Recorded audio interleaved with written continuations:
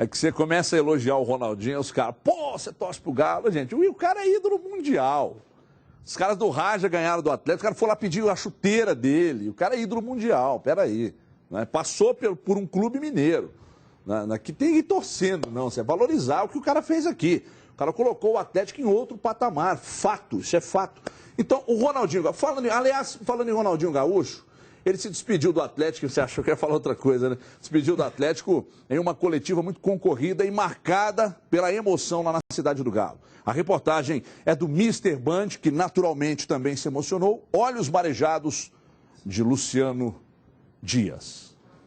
Centenas de torcedores foram à cidade do Galo se despedir de Ronaldinho Gaúcho. O maior jogador que passou por Minas Gerais. Ronaldinho, quando ele está aqui dentro, aqui é a mesma coisa de estar todo poderoso, né? À toa que ele tá jogando Galo, né? Idolatria também dos ex-companheiros. O Ronaldo, ele mudou a cara do Atlético, né? O Atlético já era grande, né? Sem o Ronaldo, e com o Ronaldo, né, ficou maior ainda. Ronaldinho segurou as lágrimas, recebeu do presidente Alexandre Calil uma nova camisa e o troféu Galo de Prata, entregue para torcedores que simbolizam uma história no clube. O jogador retribuiu e agradeceu aos atleticanos. Só tenho a agradecer a todos aqueles que, né, correram por mim, os que já saíram, os que permanecem. Um casamento que durou pouco mais de 2 anos, 754 dias para ser mais preciso. Um período que mudou a rotina e a história do clube. O diretor de comunicação do Atlético que o diga, a vida dele mudou após a chegada do craque em junho de 2012. Uma loucura, a demanda mundial, o que eu pude ver com o Ronaldo na Venezuela, no Paraguai, na Argentina, na África, sabe, no México. Olha, certamente cresci muito. Rapidamente, Ronaldinho conquistou o coração dos atleticanos. O grande momento foi no primeiro semestre de 2013. O Galo conquistou o Campeonato Mineiro e o principal título da história do clube, a Copa Libertadores. Foram muitos momentos de muita alegria e que eu não vou esquecer jamais. A decepção foi o Mundial de Clubes com a eliminação para o Raja Casablanca do Marrocos já na semifinal. Em 2014, o brilho de Ronaldinho não apareceu. Pouco jogou. Pelo menos, o último jogo do craque com a camisa do Galo foi coroado com mais um título, o da Recopa Sul-Americana. Conquistando títulos. Então, né, ali fecha, né, uma etapa, um momento de poder sair sorrindo, feliz, com a cabeça erguida do que fiz aquilo que, né, eu pretendia pelo clube. Ao todo foram 88 partidas e 28 gols marcados. Agora Ronaldinho faz mistério sobre seu destino. Rio de Janeiro, Estados Unidos, Argentina. Ele diz que só vai definir na semana que vem. Deixei meu irmão conversando, né, as coisas do clube, então, né, a partir da próxima semana que vou começar a ver o futuro.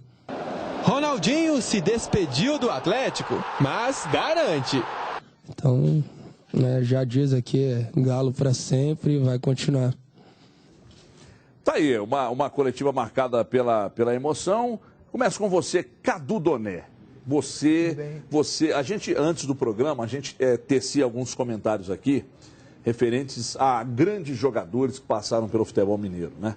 E que foram realmente jogadores que são até hoje referência e tal. O Alex, em 2003, o Alex é um monstro, monstro.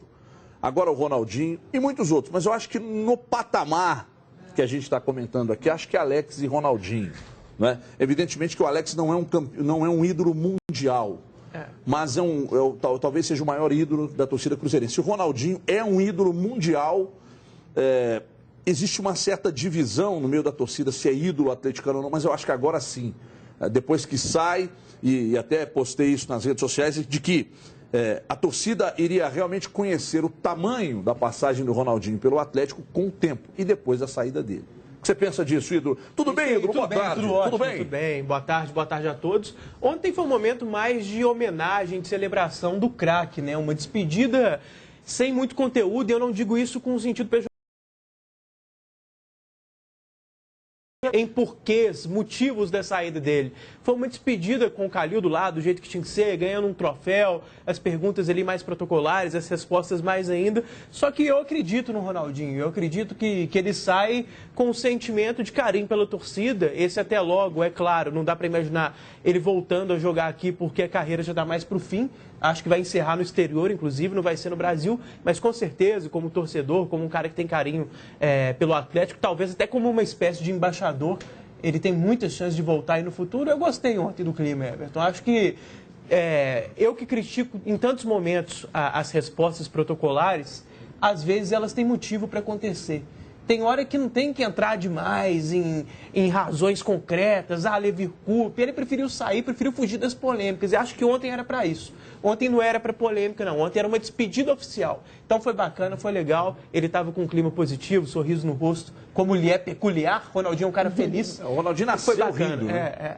E continuou rindo a carreira inteira e vai sair do Galo. O Atlético foi importante também na carreira do Ronaldinho, não só pelos títulos, mas por uma retomada na carreira. Isso também é inegável. O Atlético foi importante nesse sentido.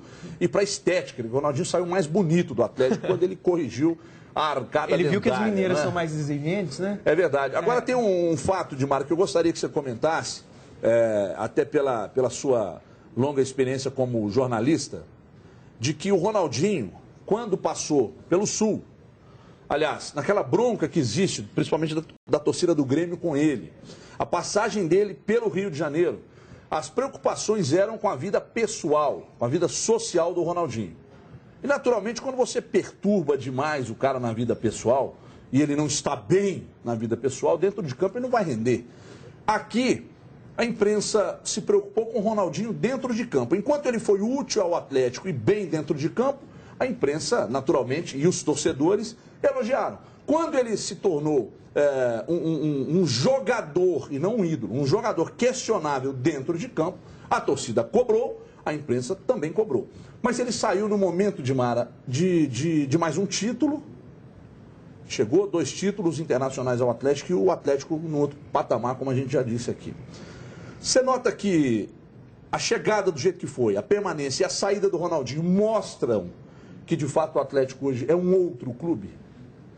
Que, além de estar em outro patamar, passa por um trabalho de gestão também, tem suas falhas e tal, mas de ter deixado com que o Ronaldinho saísse numa boa, bem, e de bem com a torcida também? Você acha que tem alguma influência? Claro que tem. E a própria vinda do Ronaldinho teve, né? A forma como tudo aconteceu. Lembrando sempre, né, quando a gente coloca a situação do Grêmio, a situação do Flamengo, ou que o Ronaldinho viveu fora das 4 linhas, eu sei que muita gente criticou nos últimos dias e disse, se a imprensa falasse o que acontecia. Eu tenho dentro da minha longa carreira, como o Everton disse, um preceito que é básico. As 4 linhas, do que ele faz fora das 4 linhas, porque vai refletir diretamente no que ele faz dentro de campo. Né? As coisas, quem não é um atleta na concepção da palavra, né? Quem não faz com que fora do que faz dentro de campo as coisas aconteçam da melhor forma, naturalmente vai refletir em campo. A gente tem N exemplos, então a crítica ela tem que ser feita ao profissional. E acho que nesse ponto a imprensa mineira deu essa tranquilidade de trabalho para o Ronaldinho. O que aconteceu no Grêmio, na saída dele, naquela famosa frase, né? Não vendemos craques, e ele foi embora na sequência, ou na chegada dele no Flamengo, aquela coisa faraônica, aquela festa, pagode, a presidente, e eu amo, e eu abraçado, ou seja, nada daquilo refletia futebol. A chegada do Ronaldinho do Atlético, o que o Atlético viveu com o Ronaldinho foi futebol. Foram títulos, foram histórias, foram entrevistas normais, foi dentro de uma simplicidade que faz parte do profissionalismo que é o futebol. Então, talvez por isso ele tenha vivido e conseguido viver de novo um Ronaldinho com essa conotação de ídolo que ele teve no Barcelona, que ele teve quando ele foi considerado o melhor jogador do mundo.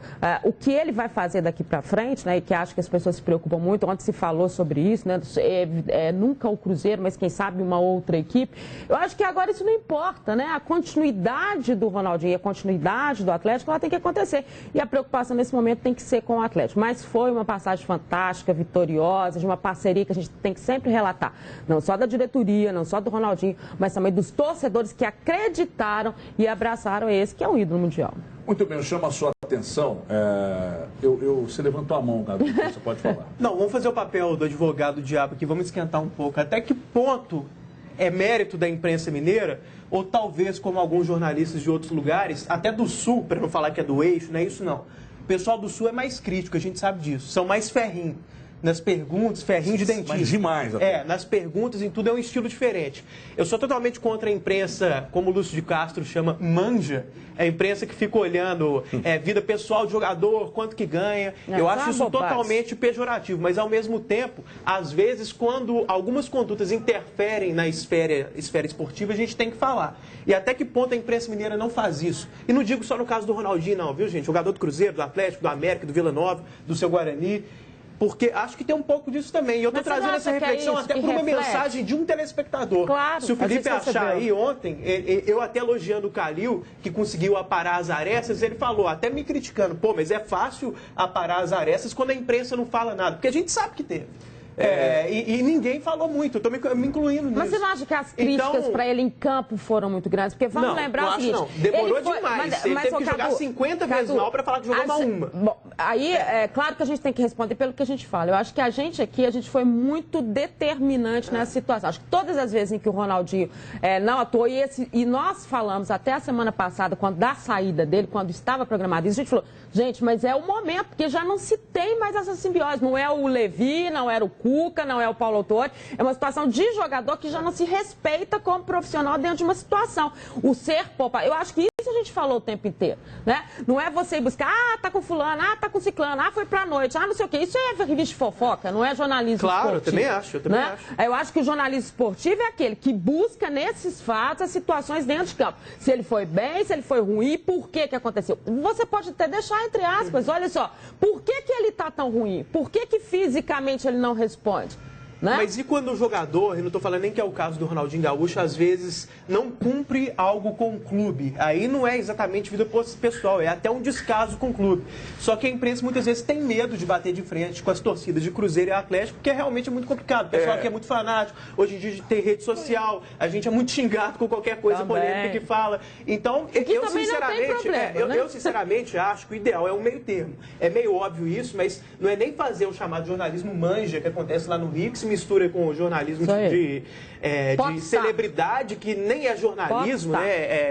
É um desserviço à informação, mas ao mesmo tempo, uma ou outra vez, acho que tem que formar e convenhamos. Não aconteceu no caso do Ronaldinho e não acontece em caso de jogadores de todos os clubes aqui de Minas. Por gentileza, o Bernardo enviou um Twitter aí, citado pelo ídolo, Cadu, recebendo a blindagem da imprensa que o Mineiro recebe, fica fácil contornar os deslizes do farrista Ronaldo Gaúcho. O Bernardo, Bezão, obrigado pela participação, pela observação inteligente, mas é importante salientar que nós temos um repórter aqui que cobre o Atlético diariamente, que não faz parte dessa imprensa manja, chamado Léo Gomide. O fato dele reconhecer a grandeza do Ronaldinho não tem nenhuma ligação com o fato de poupá-lo ou poupar o atleta ou o clube de problemas. O Léo Gomide é sim um ferrinho, e eu estou falando dele, porque ele está lá diariamente. E dos nossos repórteres aqui da TV, o Feller, a Gisele e o Luciano, eles também fazem um trabalho exatamente dentro do padrão citado pelo Cadu, que é o meio termo, tá? Não vamos gerar crise em cima do cara.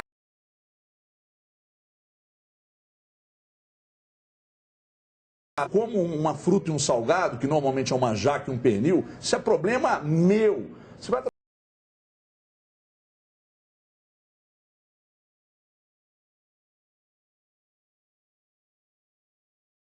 de fato, baba demais, e não é só no Ronaldinho, é em dirigente, é em diretor de futebol, é em jogador, não é? Que nunca vê problema, mas tem muito, hein?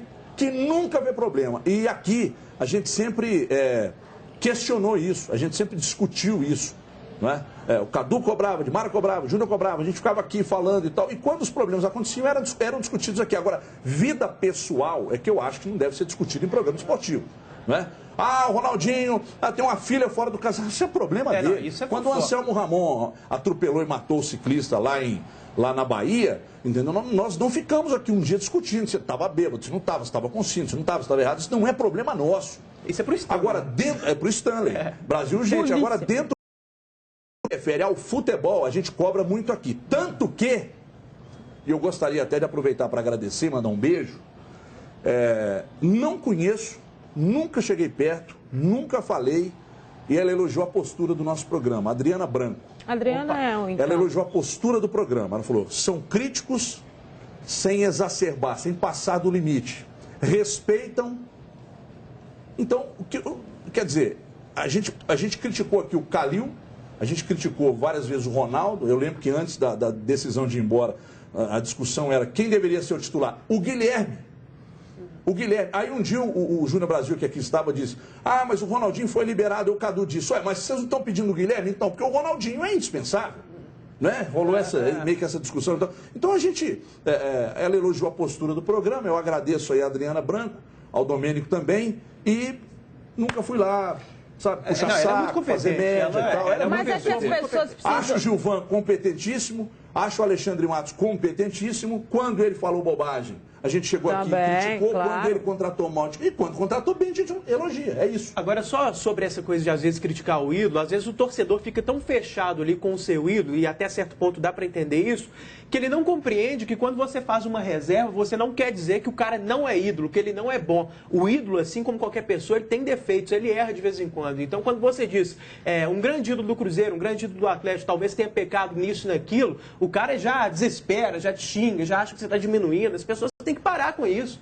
O cara pode ser ídolo, pode ser uma estrela, pode ser um jogador de primeira linha e às vezes errar. E até porque os ídolos são diferentes, cada um tem o seu dentro do seu contexto e respeita ele da forma que ele é ou do que ele deve ser. Eu particularmente, para mim, ídolo, ele tem que ter dentro e fora das quatro linhas, já que a gente está falando de futebol.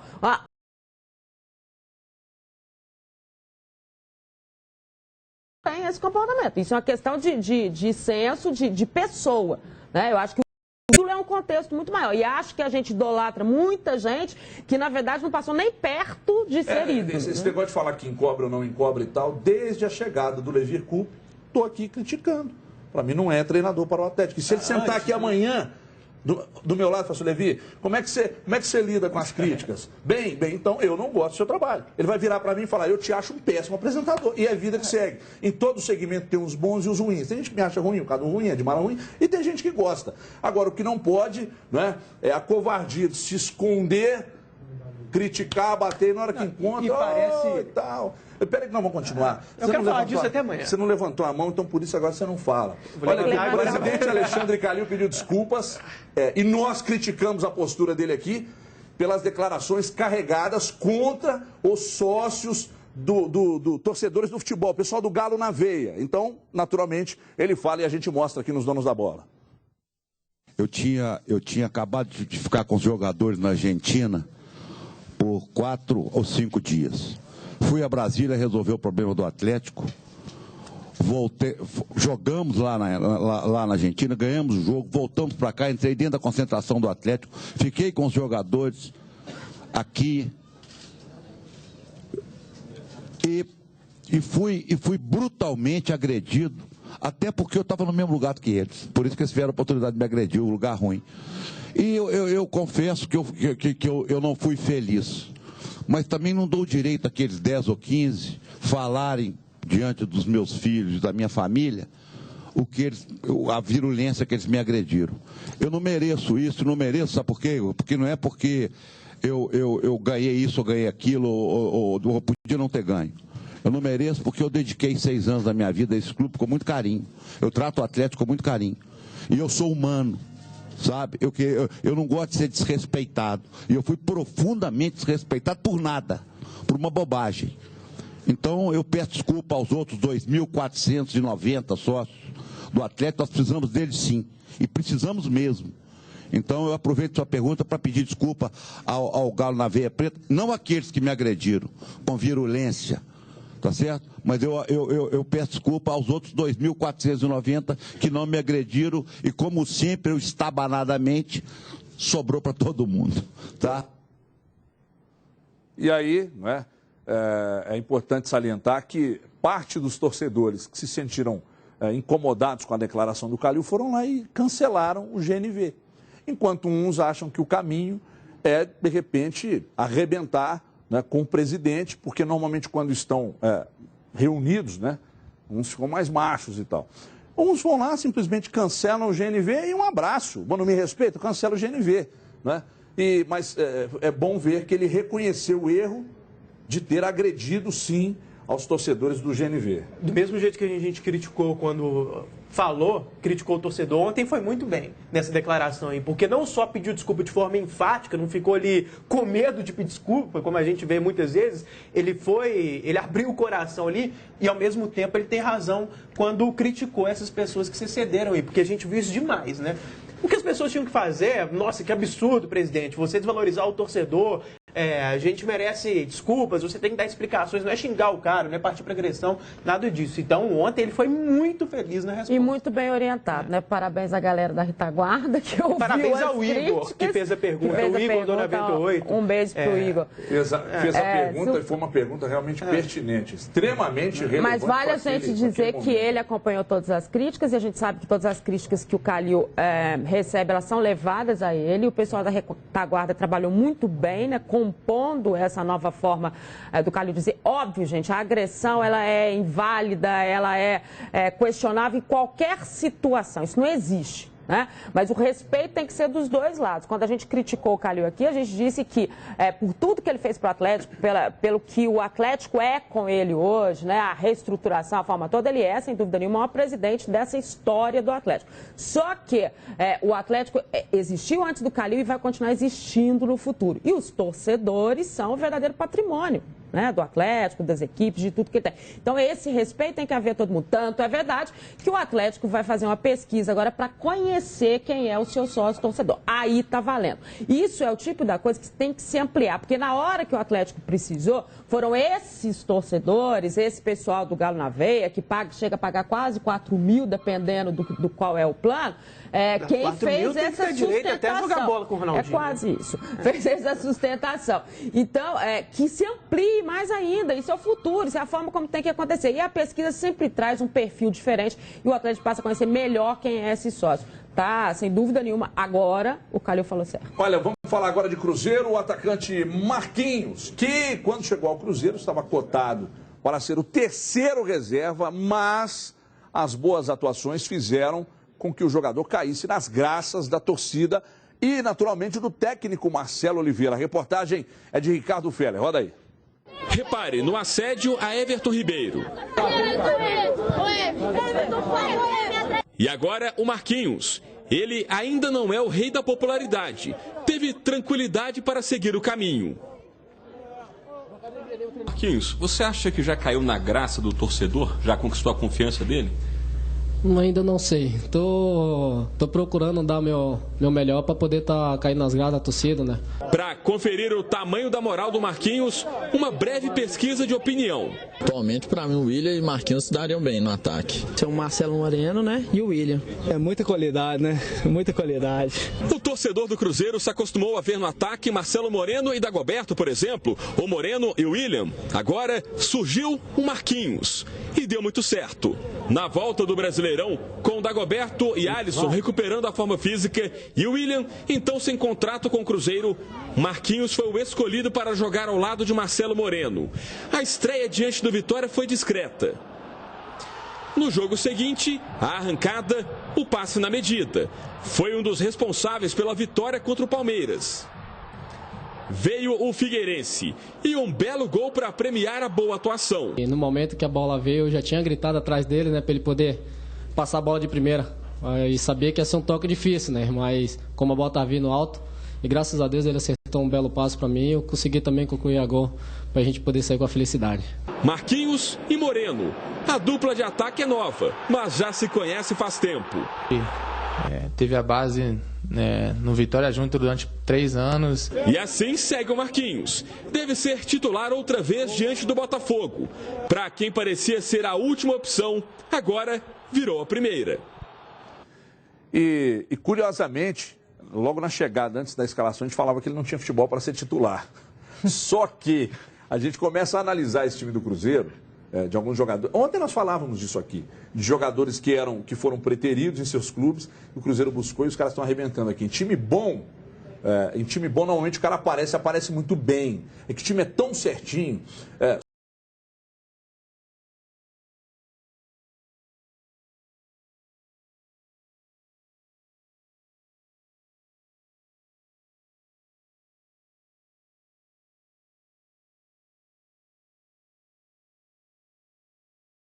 acha que tem o dedo do Marcelo Oliveira nisso aí? Demais. Na realidade, isso vai de encontro ao que a gente disse semana passada, se não me engano. Acho que mais do que achar o posicionamento, Everton, é já contratar sabendo que vai jogar ali. É a contratação que já é consciente, é específica, planejada. O Feller foi muito feliz ao pegar esse gancho de low profile, o jogador discreto do Marquinhos, porque ele tem esse perfil mesmo, e até aprofundando no que eu falei outro dia, o Cruzeiro não pega para contratar por grife, não pega por contratar por nome. E quando fez isso, foi a única contratação que deu errado nos últimos tempos, que foi a do Júlio Batista. Os jogadores que vieram mais discretos, que eram bons, mas que não eram grandes estrelas, subiram de patamar aqui. Ricardo Goulart, Everton Ribeiro já eram bons, mas viraram de primeiríssima linha aqui no Cruzeiro. É o oposto, por exemplo, do que fez o São Paulo nessa janela, que pode até dar certo, mas a gente vê um monte de jogador famoso que veio pela grife, Allan Kardec, Kaká, Pato e Companhia Limitada, Ganso, jogadores às vezes da mesma posição, que se limitam dentro de campo, que não podem jogar juntos porque taticamente não funciona, e foram chegando, vai trazendo porque tem grife, vai trazendo porque tem nome, vamos dar satisfação para a torcida. E não foi aquela coisa consciente, estamos precisando de um jogador de lado de campo que ataca e volta para recompor. É o que o Cruzeiro faz hoje em dia. Nós estamos precisando de um jogador de velocidade que vai ajudar ali. Vamos trazer esse cara. Então, é mais um acerto do grande Alexandre Matos. Se a gente elogia as contratações planejadas, evidentemente que a do Júlio Batista não foi. Acho que foi mais para dar uma resposta, porque o Ronaldinho estava no Atlético e tal, e não funcionou. Né? O custo-benefício do Júlio Batista no Cruzeiro que eu falei, o Dedé também veio como estrela e deu certo. Né? Talvez as duas estrelas que chegaram, uma deu muito certo, apesar de ter tido um momento pequeno ali de falhas, e o Júlio Batista aí sim deu errado. Mas mais do que planejamento, só para completar isso que o Cadu está falando, eu acho que o Cruzeiro hoje respeita o perfil do seu time, né? Ele respeita o DNA. O que a gente fala de DNA? Qual é o único jogador que, pelas características dele, ele difere dessa equipe do Cruzeiro? É o Júlio Batista hoje. Por quê? É um jogador de força, é um jogador de pouco movimento, é um jogador... Qual é a principal característica do Cruzeiro? É a característica leve, a característica de quem vai para frente, de quem tem velocidade. Então, você também tem que saber quem é que você está trazendo para o seu time. O primeiro jogo do Marcelo, ele teve muita dificuldade, porque o espaço era muito curto, a marcação era muito fechada e ele precisava de mais espaço. O que o Marcelo fez? O Marcelo não é aquele treinador que ele fala assim, eu tracei um esquema para o Cruzeiro tem esse esquema, todo mundo tem que encaixar nesse esquema. Não, ele respeita a característica que é de cada jogador.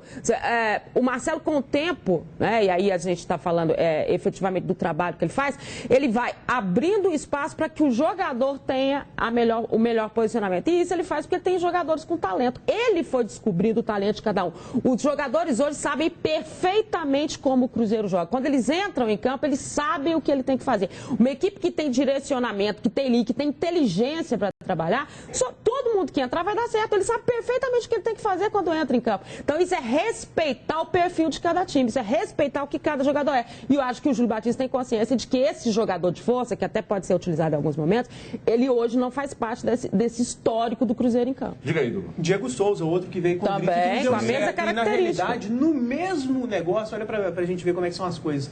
Ele foi trocado por um cara que veio sem grife e esse sim deu certo.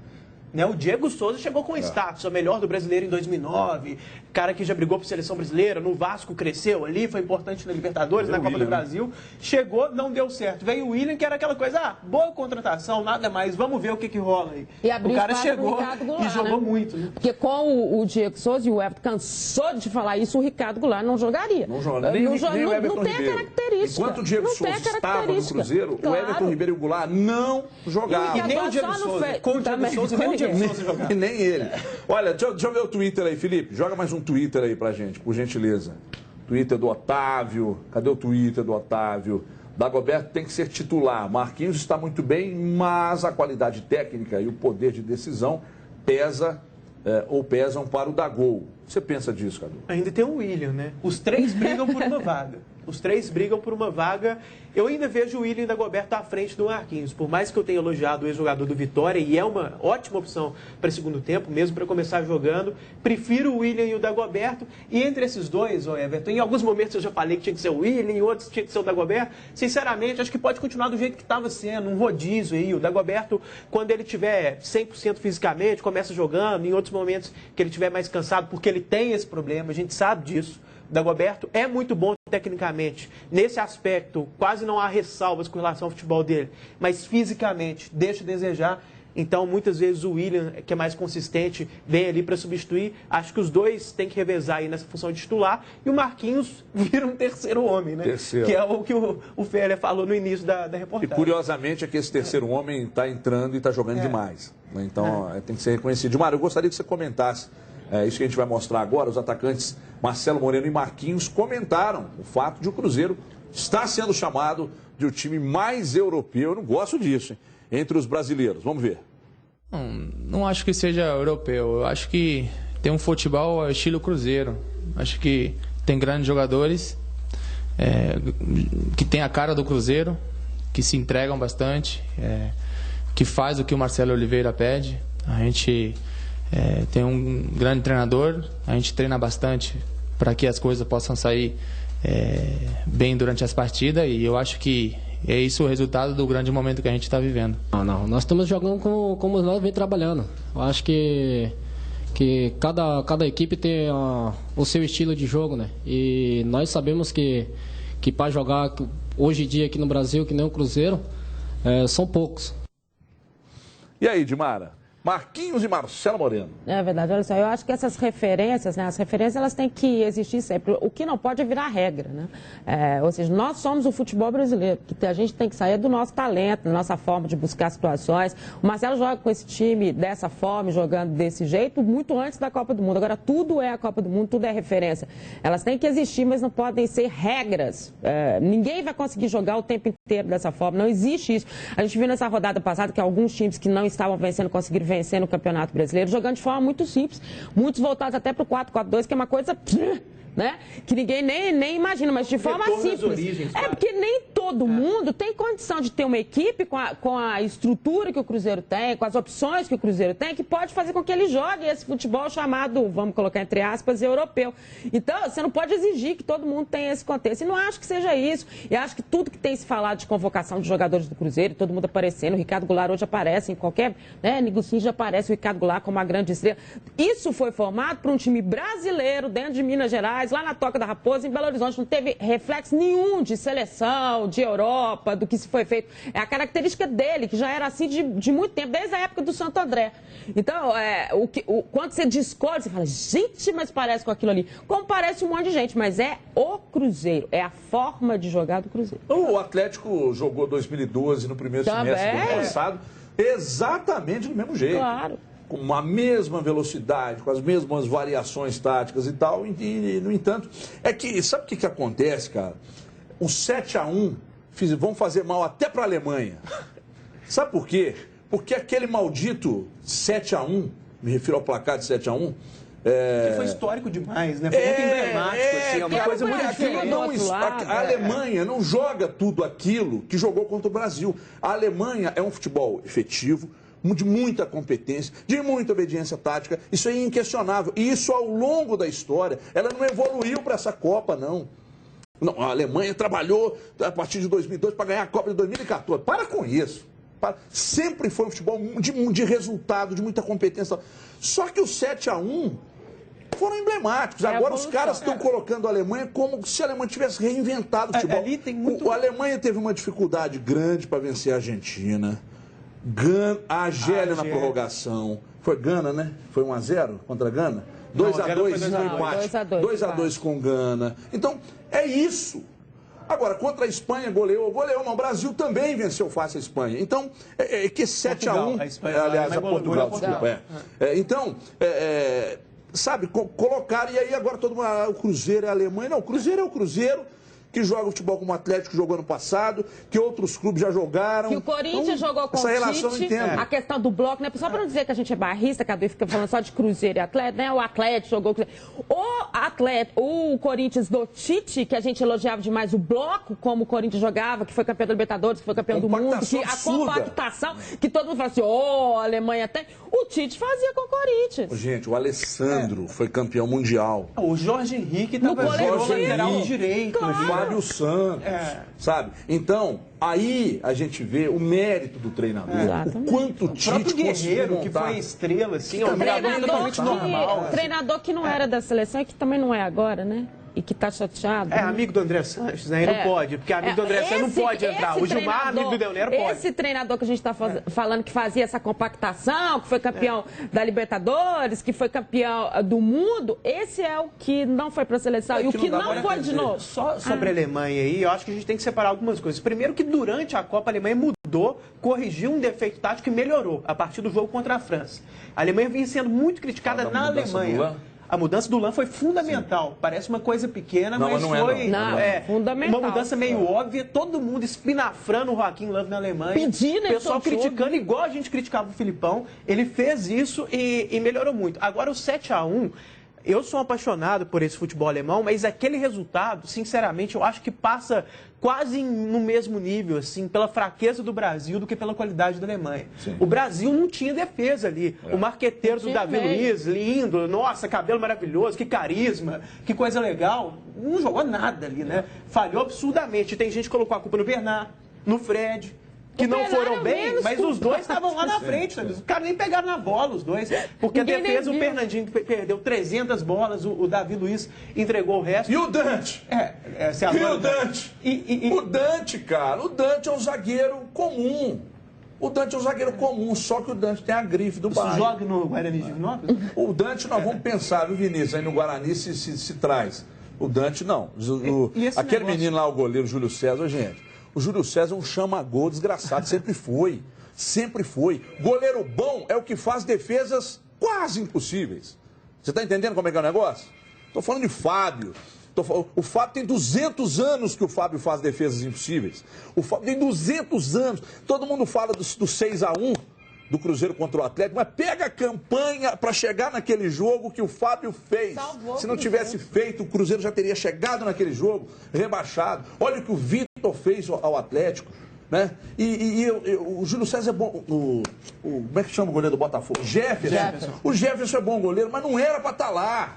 Ou se, ou então, de repente, poderia como terceiro goleiro. Mas o Júlio César não. E na Vale nós falamos de seleção. Agora, só esse negócio do Cruzeiro na Europa. Você vai rápido. É rapidinho. Cruzeiro na Europa. Isso, mesmo no ano passado, aí também dando crédito para jornalistas de fora, eu lembro do Trajano, no Linha de Passe, abrindo um programa, fazendo um comentário de meia hora falando que o Cruzeiro parecia time europeu. Isso no início do segundo semestre do ano passado. Então, mostra que, assim, a gente pode até relativizar que em um outro momento o Cruzeiro não tem o espaço que merece, assim como o Atlético, mas eu acho que está sendo reconhecido sim lá fora. Mas porque ele é líder, né? Inclusive, não, mas desde o ano passado, quando era líder, mas no começo do trabalho, outro dia, no Jornal Nacional, a gente pode falar essas coisas aqui. Teve um espaço enorme o Cruzeiro, como time nenhum teve. Até discuti isso outro dia com o Júnior Netetiá, e ele tem razão no que ele diz, era uma coisa específica, só que essa história... O problema é que a gente só entra no específico, né? No geral, não se olha muito o que é feito por aqui. Mas eu acho que dessa vez... Aí quando você ganha uma Libertadores... Quando o Atlético estava na Libertadores, aqui na Band, teve o Paulo Mortes, beleza, mas o Milton Neves elogiou o Atlético o tempo todo. Mas é diferente o trabalho do Você tem um espaço para aparecer lá. Na Fox Sports, eles elogiam o Atlético, às vezes até demais, parece que é assim, né? O Barcelona jogando, mesmo que às vezes elogia o Cruzeiro demais na ESPN, essas coisas acontecem, gente. Acho que há uma mania de perseguição. No comentário, o Cadu falou de 5 órgãos de imprensa. Inclusive da Band, hein? Para no comentário. Meu chefe está em casa assistindo, espero que o senhor tome providência, chefe. Aliás, se espirrar, Deus te ajude. Olha aqui, intervalo rápido aí, rapidinho, vou colocar a coisa mais calma, chamar a atenção desse rapaz aqui e a gente volta... O telefone já está tocando. Em 2 minutos a gente volta. Até já. Os donos da bola.